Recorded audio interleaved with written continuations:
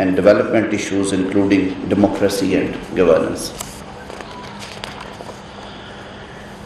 Distinguished guests, members of Parliament play a central role in national and global efforts to promote and protect human rights, democracy and peace as democratically elected representatives, as well as leaders in their own communities. Since its founding in 1978, Parliamentarians for Global Action have made significant progress in areas of major global importance, such as disarmament and peace negotiations, measures for non-proliferation and mass destruction, illegal trade in small arms and light weapons, maritime protection, sexual orientation and gender identity, reproductive health as well, early and forced marriages, migration and development, reform of democracy and human rights. The present state of the world calls for our focus to the dangerous issues: war, economic inequality, climate change, and even democracy. This is the high time parliamentarians from around the globe should come forward to take such pertinent issues head on and influence domestic and international policies for addressing these. Looking at the Pakistan's context, these concerns are very important, where combating climate change along with political and social change is a well-known community challenge. For many years, we have lived in a situation dealing with the past and organizing development and peace in a difficult area. We strongly believe that the solution to problems that the world is currently facing is a global approach and cooperation, which is why we are happy to hold this meeting today. Having said that, I would like to highlight the challenges and factors that contribute to the variances in the implementation and adoption of reforming national laws in context to ICC. One of the key factor is the cultural and social context, like the laws reflect local values, norms and historical experiences, and we have to actually bring those in conformity. Political systems and institutions are the second element. Different governance structures, political ideologies and interest groups influence law reforms, and we have to deal with these. Then comes the economic conditions, of course, play a very pivotal and basic role. Economic development, resources and priorities impact law reform adoptions. And then come the legal traditions and frameworks. Indeed, we hail from different legal backgrounds. The civil law and common law are the two examples. Besides, countries adopt reforms at different pace due to varying capacities and priorities. Some countries adopt comprehensive reforms while others make incremental changes. Therefore, effective implementation and enforcement of reform laws vary across the countries. Pakistan's contribution to international peace and justice is one of the areas I'll take a minute. Pakistan has always stood for the values of peace, stability and human freedom.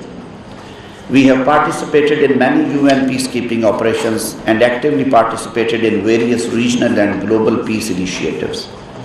We firmly believe in peace and peaceful solutions of the world disputes, including the issues of Palestine and Kashmir, which are facing serious violations of human rights.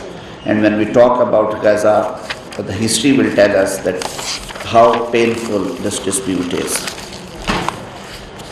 Violation of human rights, and unfortunately world is failing to effectively intervene for peaceful solution of the conflicts.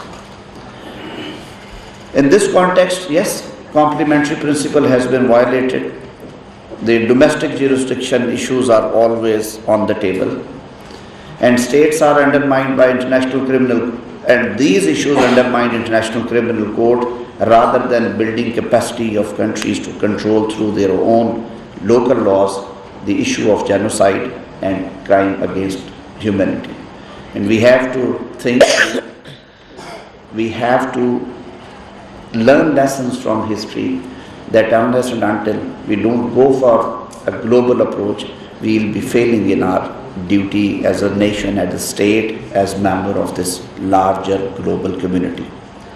We are committed to promoting human rights, social and economic development, and building resilience to climate change within our country and to stand with all global policies and action plans. The legislation passed by National Assembly and Senate of Pakistan is of great significance for the rights of women, minorities and poor sections of societies. Moreover, we are not only victims but also advocates for positive actions. And I believe that the time would come when we would also be heading towards some positive actions for joining this club, the International Criminal Court. Worthy parliamentarians from global parliaments, on this day we all appreciate the great role we play as representatives of our people, not in our countries, but for global citizens, for this beautiful planet. We need to give voice to voiceless, help those who need it most, and fight for global justice. And this is one of the areas where we should raise our voice against the crime against humanity, the horrible crimes like genocide. The work we do in gatherings like this should benefit the people and produce results, work that will be remembered for years to come, work that would benefit the posterities. This agreement is more than just talk. It is a call to action. We must also use our unity and influence to support the rule of law, protecting human rights, and work to address issues such as extremism, inequality, genocide, and crime against humanity, the war crimes. At the end, I would like to express my sincere gratitude to all of you for coming together for this wonderful event. Your contribution will help build a world of peace, justice, and respect. I believe that it is not too late to engage in dialogue, conversation, and work together to create an era of justice, peace, and prosperity for all across the world. Pakistan is working with the rest of the world to achieve these goals, and we look forward to working with each and every one of you to realize our shared dreams. Thank you very much. वज़ीर कानून आज़म Nazir Tarar parliamentarians for global action के 45वें